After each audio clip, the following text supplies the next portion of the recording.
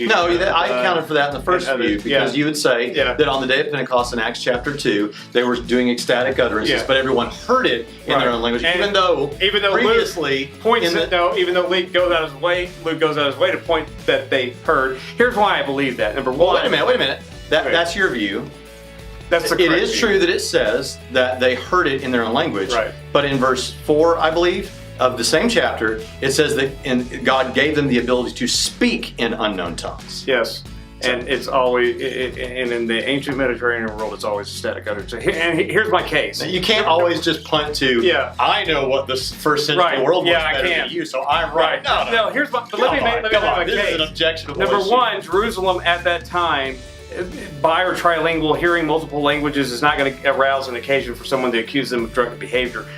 Period. Speaking in multiple languages is not a big deal in the ancient world. It's not even a big deal in the modern world.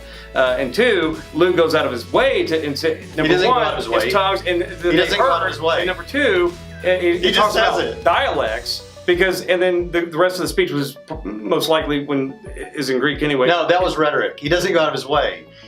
I could say he goes out of his way to say they spoke in these other tongues. No. He says in one place they spoke with other tongues, and then in another place it says they heard it in their own tongues. Right. Both are consistent with they spoke in other tongues. Your view is only consistent with one of those verses. No, it's consistent with the whole passage and consistent with the ancient context of Jerusalem and assertion. Yeah.